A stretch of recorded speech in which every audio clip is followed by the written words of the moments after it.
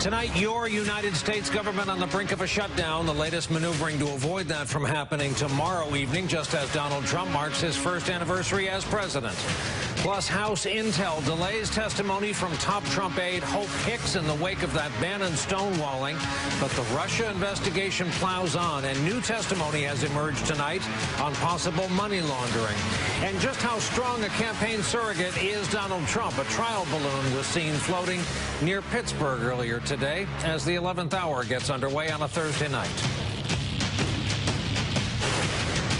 Well, good evening once again from our NBC News headquarters here in New York. And tonight at just after 11 p.m. Eastern Time, the government will shut down in less than 25 hours unless there is action to stop it on Capitol Hill.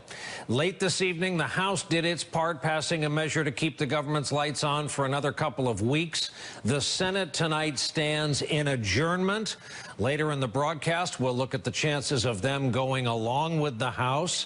There won't be anything on it tonight, but even with this deadline looming on this day, 364 of the Trump administration, Russia remains the biggest thing looming over this Trump White House. And tonight we have more testimony to tell you about from Glenn Simpson.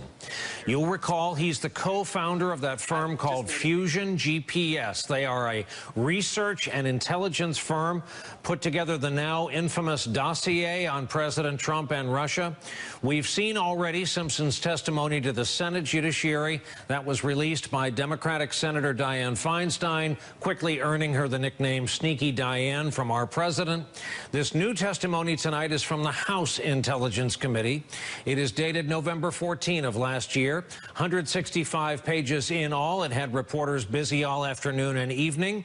Details straight from both mob movies and spy novels dealing with possible collusion, actual Russian gangsters, secret cash, money laundering. To the first thing on that list, there's this question to Glenn Simpson from Republican Congressman Tom Rooney, and we quote, "Do you feel like we got to the point where we could conclusively say as fact that the Russian government and the Trump campaign were colluding with each other to beat Hillary Clinton? Can we make that final step here?" Simpson answers in part, "There is a well-established pattern of surreptitious contacts that occurred last year that supports the broad allegation of some sort of an undisclosed political or financial relationship between the Trump organization and people in Russia. I'm certainly not prepared to say, and never wanted to be the person who had to determine whether that's a criminal conspiracy." That gets your attention. On to money laundering. The top Democrat on the committee, Adam Schiff of California, asks this question: "Did you find evidence of that with respect to Mr. Trump?" Simpson answers, "I think a lot of what we found is subsequently there have been similar articles published. Evidence, I think, is a strong word. I think we saw patterns of buying and selling that we thought